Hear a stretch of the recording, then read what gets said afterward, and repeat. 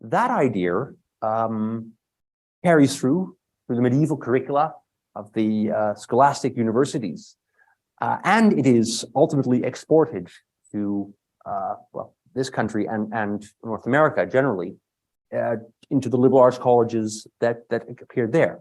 But then in the 19th century, from my perspective, things took a little bit of an unfortunate turn. In the Germanic tradition, of course, you get the Humboldtian reforms, and much is said about those. But one thing that they did is they focused higher education on disciplinary research. And the university became very much a training ground for future scientists.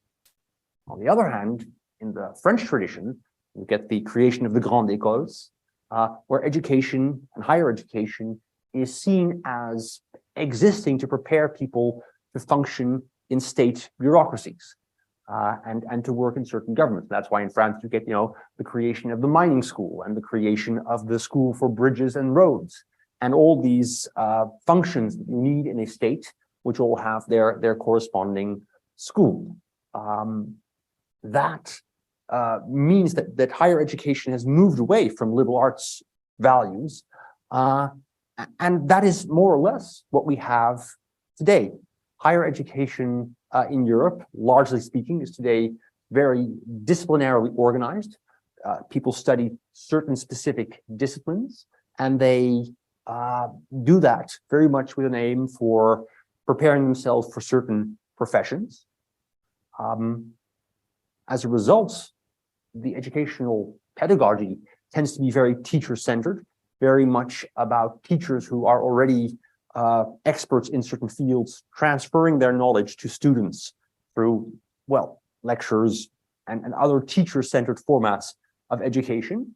And we see that university education becomes very much a transaction, a place where you go to for your classes and then go home, where you're interacting with the state bureaucracy to gain a certain qualification that you will need later on in life. And that is, to a large extent, the picture that has been going on in Europe, well, certainly in the second half of the 20th century. It's only in the, let me just check that out, sorry. There we go. It's only in the past sort of 20, 25 years that we see something of a resurgence of liberal education in Europe. And there's sort of two developments that are important to mention here. On the one hand, of course, you have the Bologna process that started in 1999, which created in Europe a division between undergraduate and graduate studies. That was pretty familiar in other places in the world, but it was introduced into continental Europe, and that led people to think, well, okay, if we can have these bachelors and the master separate, what can we do with this bachelor? Might it make sense to create different kinds of programs that are more in tune with the old-fashioned liberal education philosophy? This gets even more interesting in Eastern Europe, because of course, this is also the time that communism falls. And well, in a communist regime, university education, of course, has a very particular function to perpetuate the party elite, and to, well, make sure that the state can continue to function in the way it wants to. Of course, that is unbefitting a free society. And so there was this question, well, what should the role of universities be in newly free societies? And one of the answers that was given by a number of programs in Eastern Europe was that liberal education would actually be the kind of education you'd want in a newly free society. And so because of these two developments, we now at the moment have, well, about 100 programs all across Europe, depends a little bit how you count, that you could say offer liberal education. And that's an interesting development and certainly notable for the past few years. But at the same time, it's important to realize that what we're talking about here is still an educational movement that comprises, well, less than 1% of students in Europe. What these programs have in common and how they differ from the traditional programs is very much that they offer a multidisciplinary curriculum, so not a single disciplinary curriculum, but a multidisciplinary curriculum in which students can often combine a broad base of studies with in-depth studies in fields and combinations of fields that they are interested in. And quite interestingly, natural sciences is very much a part of that. Oftentimes, liberal arts is used to be shorthand for social sciences and humanities, but certainly in the European context, natural sciences can very much be a part of the multidisciplinary curriculum. What sets liberal arts programs apart is their focus on combining multiple disciplines in a, well, what we call a T-shaped curriculum. So we've got a broad base and an in-depth development in certain areas of studies that people are focused on. Second differentiating factor is that rather than having a teaching-centered pedagogy, liberal arts programs tend to have a student-centered pedagogy. Rather than teachers telling students how the world works and them noting it down and then regurgitating it on exams, they do forms of education where students drive the questioning and where students are challenged and invited to discuss and be in charge of their learning. And thirdly, these programs try to have a certain amount of academic community. They don't want to be, they don't want to see education as a transaction, but they want to see it as a relationship. And it is these features that allow liberal education to really, so I will argue, help students be good citizens and functional citizens in a democracy. Of course, in order to make that argument, we need to talk a little bit about democracy. And that actually is pretty tricky. Democracy is a hard concept because there's many different ideas, ranging from liberal conceptions of democracy to populist Rousseauian conceptions of democracy, more deliberative or direct conceptions of democracy versus representative democracy. And when I was doing this research, I really wanted to make sure that what I was saying was relevant for democracy in the broadest sense possible. And so what I ended up thinking was, well, can we find a couple ideas, in this case, 5 ideas that are acceptable to all Democrats? And it seems to me that these 5, equality, freedom, focus on the common good, legitimacy, and participation, are things that all Democrats can rally around. I think all Democrats would believe that a fundamental value of democracy is that all citizens are, in some fundamental sense, equal, that they have an equal intrinsic value that needs to be respected in society and by the state. I think we would also all agree that citizens in democracy are free, that they can choose how to live their lives, and that they are, if I can use the Rawlsian term, self-validating sources of claims. People can make choices on how they live their lives, what they want to do, and those choices demand respect. Thirdly, any Democrat would believe that those people who are free and equal need to come together to make decisions that are, in some sense, in the interest of the common good, that serve not individual members of society, but society as a whole. And that those decisions should, if possible, enjoy a degree of legitimacy, that they can be regarded as binding and authoritative by all members of society by virtue of the way in which they came about. And of course, and that's the 5th value, the way they came about has to be through some form of participation.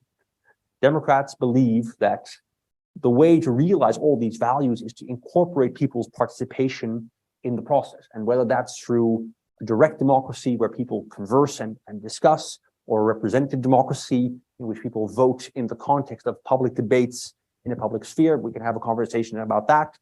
But certainly participation is a key democratic value. Now, if you take these democratic values, you can say, okay, great, but how does this get you to an educational agenda? How can I teach people equality or freedom? And of course, you can't.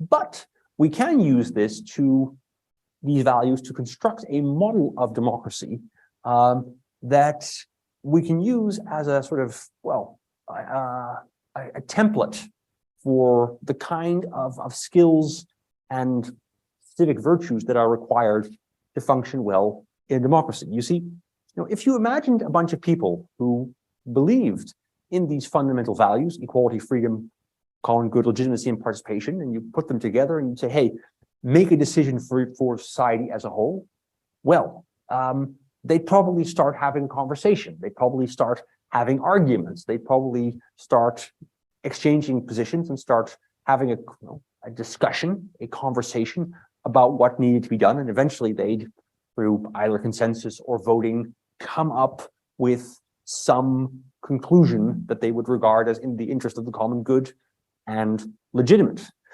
But that conversation would be a special conversation. It would be governed by certain values, certain rules, certain attitudes, certain assumptions that make it reflect the democratic values. And that makes a democratic conversation a special one. A democratic conversation is different from a negotiation. Obviously, both involve people talking to each other, but in a negotiation, I'm trying not to figure out what's in the common interest. I'm trying to get as much as possible for myself. And so a negotiation is not a democratic conversation. Likewise, when I'm issuing instructions to somebody, I am not participating in a democratic conversation. Certainly, we're talking to each other, and certainly there are people involved, but a conversation in which one party issues instructions to another does not respect equality, and therefore is not democratic. Likewise, if I'm having an argument in which I'm trying to prove that I'm right, here too, you could have a conversation. Here too, you could have an exchange of statements, but it wouldn't be a democratic conversation, because the goal of an argument is to convince other people that you are right, not to figure out what is best for society as a whole. And actually, when I look at, well, many of the pathologies of democracy that we see around us, it seems to me that you can explain them by what should be a democratic conversation becoming an adversarial conversation. That we start off as trying to have a real, proper conversation that respects equality and freedom and that seeks to achieve the common good for legitimacy. But somehow we slip into a different kind of conversation, and we forget the rules and the presumptions that make the conversation democratic. And of course, if we take this model of a democratic conversation as guiding, then the educational agenda becomes pretty clear. Because then civic virtue, the things that are required to be a good citizen, are the skills that are required for participating in a democratic conversation. It is the ability to have this special kind of conversation that makes you a good citizen. And that ability, those skills and competencies, I think they can be taught, because people can be socialized into that. And here I'm going to get a little controversial, it is actually the university's job to do that. That we as educators have a responsibility to make sure that our students learn the skills and competencies they will need to participate in the democratic conversations. And liberal arts and science education, I think, does that. Now, what am I basing this on? Well, what I did was I went off to 14 liberal arts and sciences programs all across Europe, some in the Netherlands, some in Germany, some in Central and Eastern Europe, some in the United Kingdom. And I spoke to 59 students for about an hour and a half apiece. And we talked a lot about their education, how they were perceiving their education, what they felt that they were learning, why they felt it was important, etc. And this resulted in a data set of about 700,000 words. And I then started analyzing that, trying to distill 7 things that, on the one hand, are important for this idea of a democratic conversation, but on the other hand, are grounded in the liberal arts experience of the students themselves.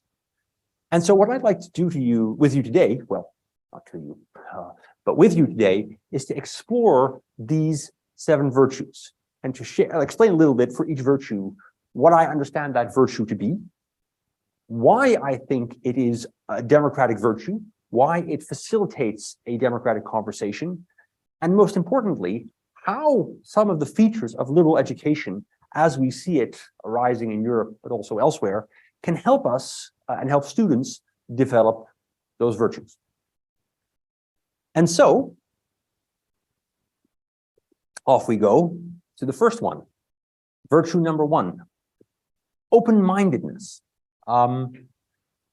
Open-mindedness is a fascinating word. And when you talk to students about their education and what it gives them, they mention open-mindedness a lot. It's the most named quality that they think a liberal education should provide. And of course, you can see how open-mindedness fits into a democratic conversation. Because if you go into a conversation fully convinced that you are right, utterly unwilling to change your perspective, and seeking merely to make sure that other people agree with you, we're not having a democratic conversation, we're having an argument. We're trying to show that we are right and others are wrong. If you're never going to be able or willing to change your mind, if nothing you say can convince you that somebody else has a valid point to make, the democratic conversation can't even get off the ground. And so when I asked a student, what do you think a good democratic citizen is nowadays? What should you do or be able to do? Wonderful answer came back. Doubt. Why? Well, as a student remarked, I feel like in society today, the big problem is that there's no cross-communication. Everyone is in this little societal bubble, and there's lots of them. Everyone has a different groupings of those bubbles. I'm a vegan, or I'm an environmental activist, or I'm right, or I'm left, but there's very little fluidity. And so, the student continued, I feel like by doing liberal arts and refusing in an academic setting to already participate in this boxing up, then your brain is trained to work in a slightly different way. That will maybe affect your way of looking at things in ways that influence democracy or you being a good person. Maybe you'll be a bit more empathetic or not see things as black and white. And when I ask, well, how is it that you can develop this open-mindedness, that you need to participate in these conversations well, and to make sure that the democratic conversation does not degenerate into a fight, they spoke a lot about one of the key features of liberal arts education, namely the multidisciplinary curriculum. As I already mentioned, one of the differentiating features of liberal education in the European context is that rather than studying one discipline, students study multiple different disciplines and seek to, well, combine those in their education. Students argued that that experience, looking at these different disciplines, made them see that there's different ways of looking at things. As one student pointed out, it's taught me, this multidisciplinary curriculum, how to look at how the world is presented to you and question that. Because a presentation of the world is a presentation of the world. It's not a direct representation of how the world really is. And we've been taught to see it exactly as that, as one way of looking at it. And students therefore reported oftentimes that in one class, they were told that the world works in one way, and in another class, they were taught that the world works in a very different way. And they had to reconcile these two disciplinary stories that they were getting. And that experience made them see, or gave them this attitude that, well, maybe you look at something in one way and it works in a certain way, but there might be very many other ways that tell you a very different story. And that, if you want to call it epistemic pluralism, was something that they felt contributed to their open-mindedness and was important for that reason. And they often sort of complained that when they then spoke to people who hadn't had this experience, who had only or mainly studied certain disciplines, that they got into all kinds of misery. As one student remarked, well, you have difficulty at times when talking to another student who is in a disciplinary program, what we would in Europe say a traditional program, and to explain your program, and they don't understand the differences, the experience of studying different disciplines, often because they have been taught a very specific view, and that's it. And I think that gives it to you right there. They've been taught a very specific view, and that's it. And if you are taught only a very specific view, and that's it, it might be more difficult for you to be able to sort of take multiple perspectives of issues and to be open-minded to the possibility of, well, the world being a little bit different from the way you thought it was.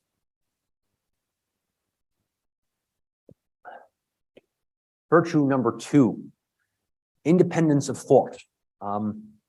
I decided to call it independence of thought rather than critical thinking, because critical thinking is one of those phrases in higher education research that is just stretched so far that it's difficult to see exactly what it means and to assign a really concrete meaning to it. What I mean with it here is the ability to make up your own mind, the ability to look at issues, to look at different perspectives, and then to come to your own conclusion about it. And of course, this is a beautiful tension with the open-mindedness that you have, right? There's a beautiful sort of tension here because open-mindedness is being open to different possibilities. Independence of thought is being able to say, yes, interesting, but I think that ultimately this is where I come down. And that is important, right? Because, well, as students pointed out, I think most importantly, a citizen in a democratic conversation can think critically. Because if you can't think critically, by which I mean independently, you're just at a stage where everything that is told to you, you just believe. And I don't think that's healthy for a democracy. Some people, I think they are really biased in a way because they go with what the majority thinks is good. But then they don't really come to see what is good for them individually or for others individually. If all you're doing is following the dominant opinion in society, if you're not thinking for yourself, you're not really participating in the conversation. Rousseau, what is it, 18th century philosopher, makes this lovely point that in a democratic conversation, you don't want to have factions, because if you have factions, then people are not really participating in the conversation. They're just following the position of the faction that they are associated with. Same thing happens here. If you are just following what the majority thinks and just following what other people have told you, you're not actually a participant in the conversation. You don't give your own opinion. You're just a puppet for somebody else. And so you're not really a participant in the conversation. And that is, well, I think, not a good thing in a democratic conversation, because it means that the eventual outcome includes less perspectives and is less good and less legitimate for that reason.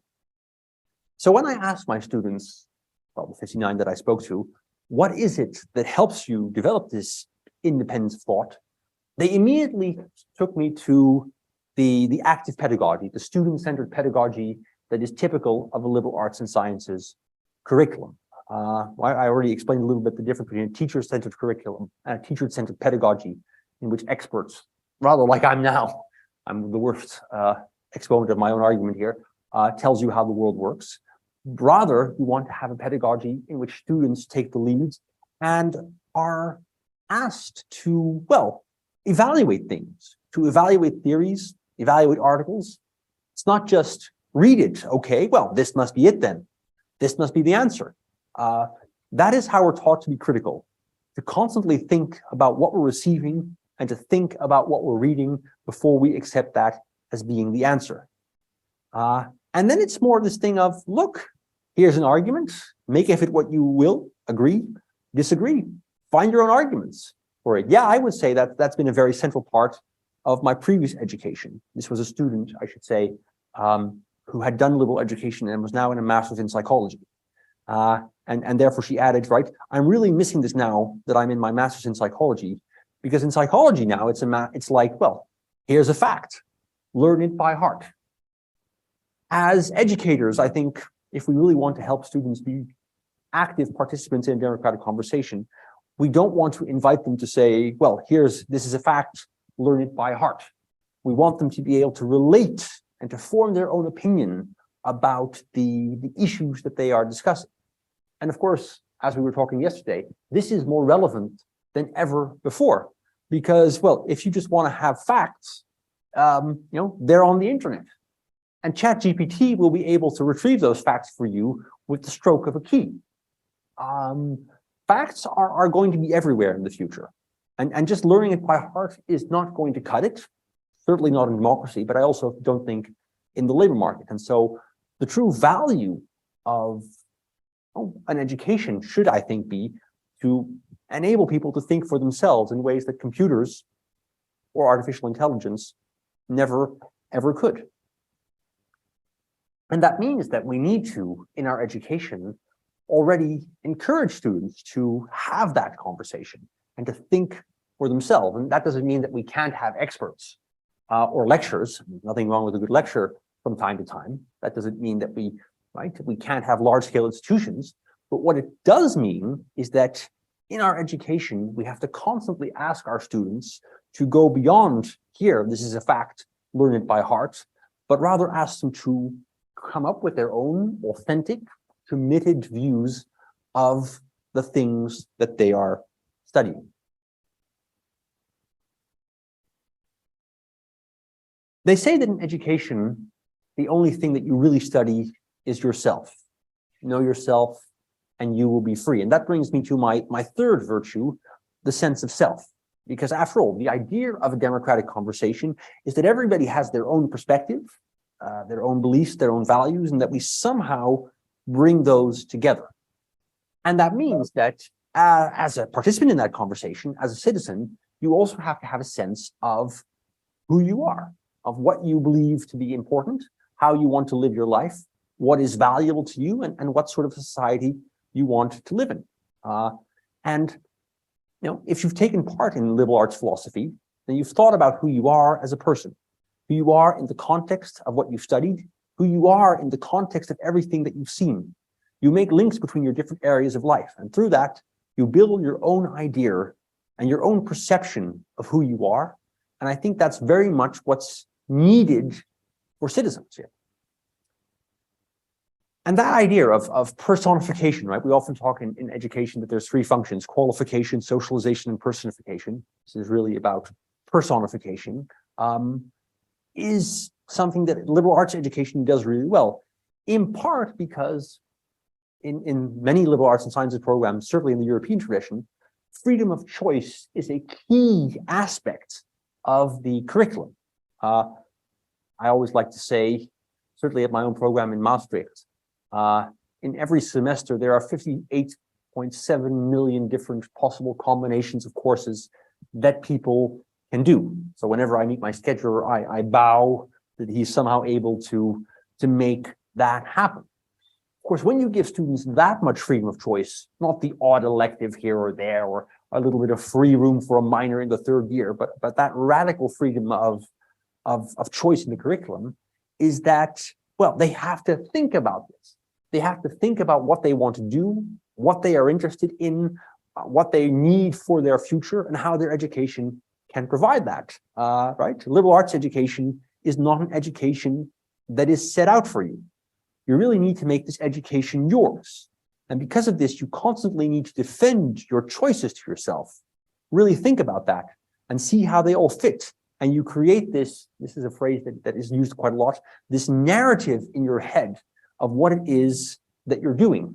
And that is, you know, something that people who just study one discipline rarely do, because their identity is almost sort of, certainly their educational identity is pre-made by the program. Whereas in a liberal arts and sciences program, you need to make all of these bridges and connections yourself. That's training, and I don't think a lot of programs do that. Precisely, they've been set up as, well, this is a course you have to take. In a way, this allows you to really think about what you want to do as well. And so you go into the world with more and a give and take outlook, I guess, where you're like, okay, well, I would like my life to look like this.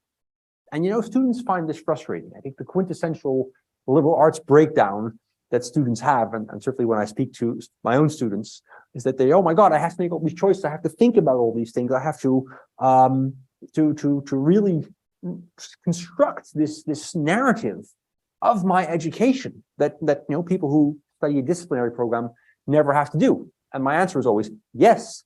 That's how you figure out who you are. That's how you figure out what you want, and that helps you figure out what you want to do in your future in a way that people who've never had to go through that struggle might find very difficult later on in their lives.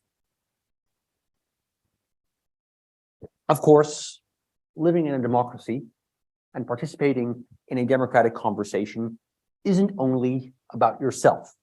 It's also about others.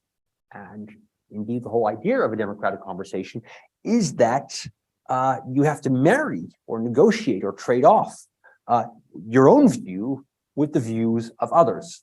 And of course, that means that you need to understand other people, to be empathetic, to understand where they come from, what the world looks like to them, and to be able to engage in a real conversation with them from where they start from.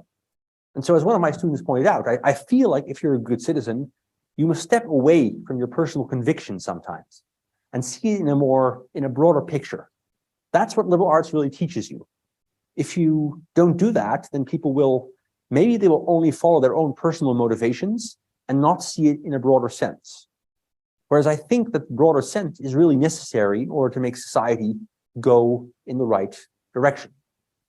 And of course, well, how does liberal arts teach you that? Well, that's the model, as one of my students pointed out. The feature that is most relevant here is what is somewhat annoyingly called in the education literature the international classroom, which is problematic for two reasons. Partially because it only focuses on the classroom, right? What happens in class and not what happens outside of class. But of course, a lot of what is really meaningful in which people learn how to engage with other people also happens outside of the classroom. And secondly, it's not just international. We often talk about diversity, certainly in Europe, in national terms, but there's all kinds of other diversity that are just as important as national diversity. So what I mean when I say the international classroom is really that we want to have a great deal of diversity in background, in culture, in religion, certainly in terms of nationality, but also in terms of ideological persuasion, and really every kind of diversity that we see in society should be reflected in the classroom and in the educational communities that we see. Of course, we might all know that there's currently a court case being discussed in the United States about whether or not this diversity argument, which is in that context used to promote affirmative action, holds up. And some people have raised the point, well, where's the evidence for this idea that studying in a diverse context helps you understand other people? Well, for what it's worth, here's the evidence that my students give me. Oftentimes when you're in class, you do discuss the readings, but you also go outside the readings to discuss. People talk about their personal lives, and then you have friends, your colleagues who are perhaps more important in the class curriculum itself. To be able to see people like that, and to still be able to be their friends, is such a transcendental point, I find. I'm so different from a lot of the people that we see around here. We come from such different backgrounds. Everything is different. Even the way we use the language, even our vocabulary, everything. And then at the same time, we're still able to become friends. I think that's some greater understanding, some compromise that we have to all collectively make so that we can still, well, we're not fighting each other on this campus or whatever. And that brings us to, well, one thing that we were already just talking about, our fifth virtue, which is the virtue of compromise. If you look at the democratic conversation, right, we have people who are open-minded, who look at issues without too many preconceptions, but are then able to formulate their own opinion, who have a sense of who they are and what they believe to be important, but who also then understand what other people feel is important, and what they find is valuable and what they think should be done to solve social problems. Okay, great. How do we then negotiate that? Well, we have to compromise. You have to accept that at some point your opinion and what you think is the most important thing should not always be the most important thing for others. You have to learn to subordinate at some point. That's really important. I had a conversation with my sister who has a job and said, well, that person I'm working with who is not from here, and whenever we speak, I accidentally insult him and he accidentally insults me, and then we're both mad, and then we leave the room. I think what liberal arts has taught me is to not really leave the room, to stay in it, and to really just continue discussing and continue learning and making something happen. If you keep it at the level of just discussion, you never either write it down or create a project. You don't realize the implications of whatever it is that you were discussing. And so this idea, this ability to subordinate, to make a compromise, is a key aspect of maybe the key thing of a democratic conversation. And when I ask students, well, how then does your education help you do that, learn how to do that, make you realize that that needs to be done? One of the answers that came back was, well, group work. because following on from the student-centered pedagogy that liberal arts programs use, is that they also like to use a lot of group work, group assignments, sometimes group projects that can go on many months, where students really are thrown together and can only complete the assignment if they cooperate effectively. And well, as we were just saying, that creates an awful lot of frustration for people because there's always free riding problems and there's always disagreements. Yeah, but that's life. Somebody once said to me, yeah, group work is really frustrating and really annoying. But well, in reality, life is a group project. And so when students talk about group work, they express their frustration, but they also very, very wisely point out that that's perhaps the point. Just working with other people, at some point you realize, okay, this is not going the way you wanted it to.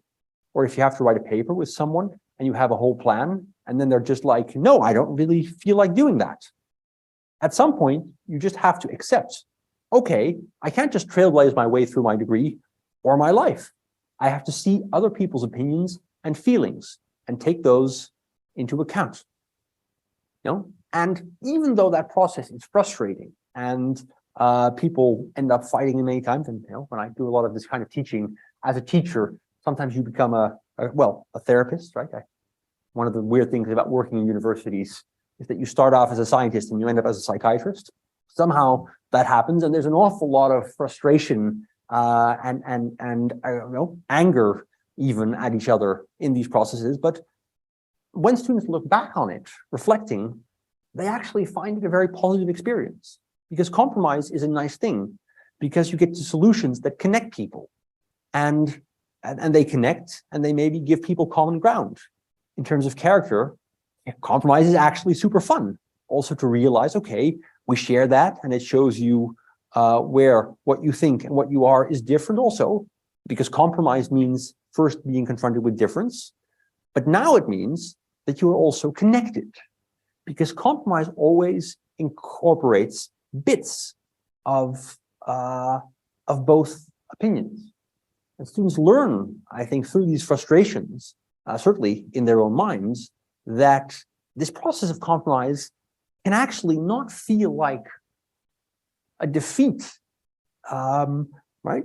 A wishy-washy compromise in the sort of sense, well, I get half of what I want and you get half of what you want.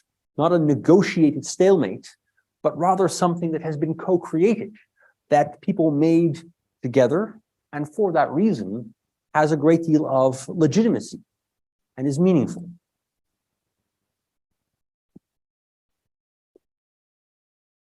We're almost there. One of the key things that a liberal arts curriculum has, and that we haven't really talked about, but I think is quite fundamental, is this idea of general education.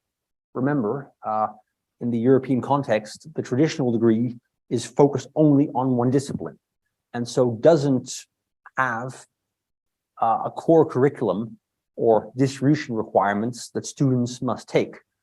If you study law, all you ever do is law, and you never have to do any philosophy or economics, let alone physics or mathematics. Whereas in a liberal arts and sciences program, you would typically have some form of core curriculum, some form of core education that all students must do.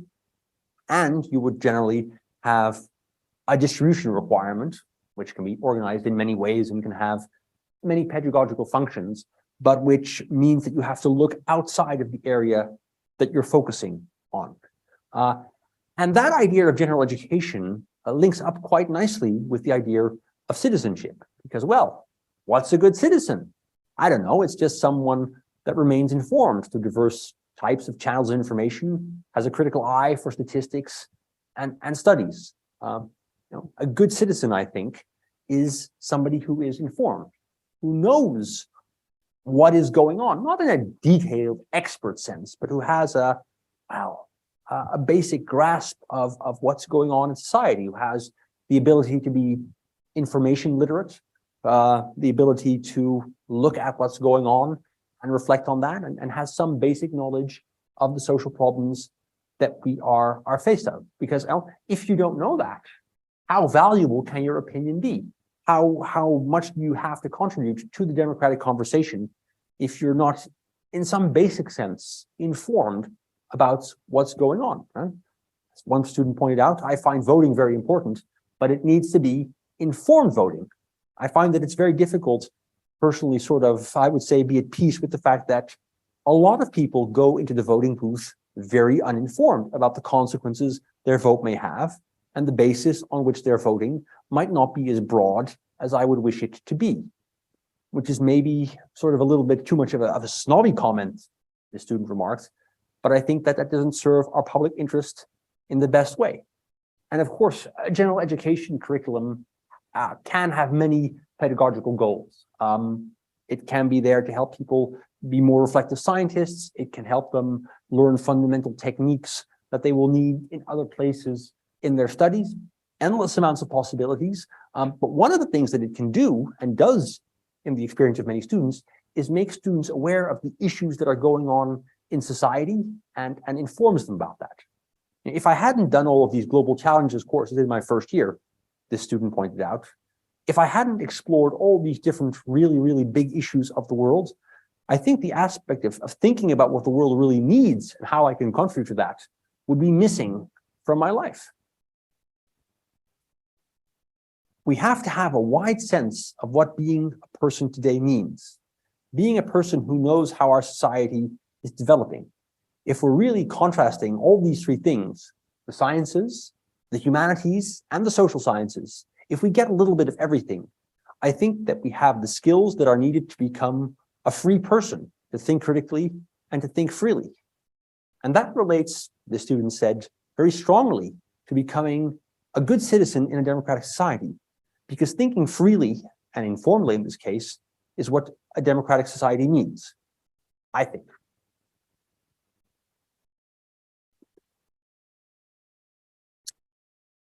So far, we've talked about, well, knowledge and skills, right? We've talked about how you need to be open to different opinions. You need to be able to think for yourself. You need to understand what you want, but you also need to understand what other people want. You somehow have to merge that together in a compromise, and hopefully you know a little bit about the issues that are going on. But of course, none of that matters if you don't want to apply it. You know, you can be really able to participate in a democratic conversation, but still not do it. And so the last thing that we need, I think perhaps the most fundamental thing that we need, is what I like to call a sense of democracy, a desire to participate in this contribution, in this conversation, a desire to, engage in this painful, messy process to come up with solutions that, might give you a little bit less of what you wanted, but give you the benefit of having a solution that works for everybody. This realization that the societies in which you are doing best are not the best societies, even for you. And this desire to participate in this conversation, to accept the outcome, and to regulate your own desires and behavior, to moderate those in the interest of making this conversation possible, and to not turn the conversation into a negotiation, to not turn the democratic conversation into an argument in that sense, is what I like to call the sense of democracy. And the best way, or at least the way in which our students that I spoke to report getting this sense of democracy, is seeing their education as taking place in a community, not as a transaction, right? Education is not an exchange of money for a degree, but it's something that happens in the context of a relationship. And having a campus community teaches you that there is something beyond yourself, that there's a community that we all live in that's beyond yourself. And participating in extracurricular activities, which I think is a big part of liberal arts and sciences, which helps you develop yourself and develops how you behave in a community, which then will be reflected in how you behave in society as a good citizen. I'm not sure if you can call it a good citizen, but you'll be a tolerated citizen. That's what I would say. You see, when you put lots of students together and you put them in a context in which they're always exchanging, and they're shaping that community. They're in charge of it. They're, of course, we can't let the students run the whole thing because that'd be going too far. But I think that a good academic community is a community where students feel a sense of ownership, where they are involved actively by management through student government and all the like, and where they can, well, they can see how their actions behave in the community. They can see how what they do has an impact on the overall climate, on the overall atmosphere in a place, and that they might realize that they like that they like making a contribution to the community, and that even though that's hard work, and even though, right, in a strictly rational sense, that might not be what they need to do, it actually makes not only the community better, but also their own life. As one student pointed out, some people have been an inspiration to me here. The people that I see, the friends that I have who care about the environmental issues or start environmental clubs on campus or go to certain protests in town, seeing people active around me has made me question why I'm not as active, to be honest. So we see that these cultures, they become self-perpetuating. They inspire other people who perhaps wouldn't naturally gravitate towards the activity to also be a part of a larger community. I think that people become, as I said before, sensibilized for the concerns of others. Because of course, when you do something in the community, other people respond to that, and you see how they respond to that. For the concerns of how, and I think this is also with the architecture of the community, in a small community, you see the consequences of your actions. You see that if you do something, it makes things better. You see that if you mess something up, it has consequences for other people. And in that community, when you see the consequences of your actions, you can also see that you can make an impact and that people are supportive of that. I think if you socialize in this manner in these crucial years of your bachelor's, I think that makes you have a certain outlook on political processes. I think that makes you, if I might add, of my own accord, aware that behavior that you display as a citizen has a consequence, has huge consequences collectively for the kind of society that we all live in.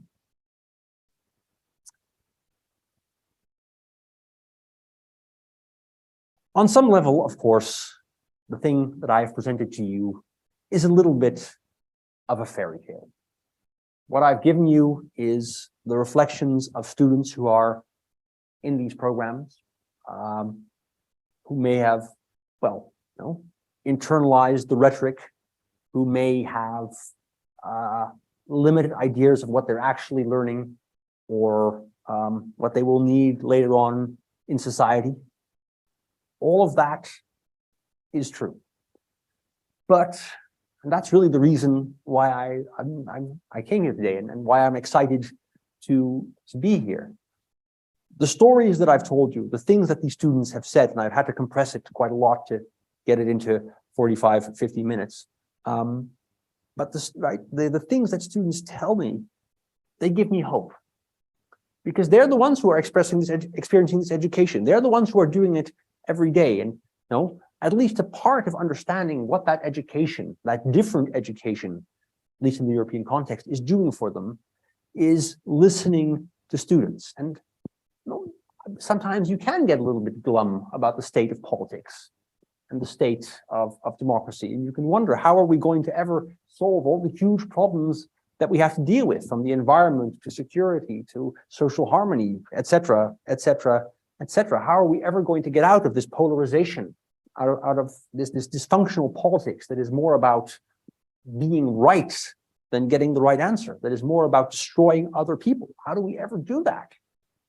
And yet when I talk to my students and I see the reflective, optimistic, certainly, but ultimately reflective and heartfelt sentiments that they're expressing, I can't help to feel just a little bit better. This is something that a bunch of students once put on a wall. This is a wall outside of my office. And it was exam week and everybody was stressed. And then somebody, I know who, but I'm not going to tell you, felt the need to bring out the spray paint and paint this statement on there, and it's sort of become our unofficial motto. Because, well, that's why as an educator, I keep doing what I do. I believe that what we're doing will somehow make contribution to democracy, and that if we teach our students to be the kind of citizens that we need and we give them the tools, then, as has now become our unofficial motto, everything will be okay. Thank you very much.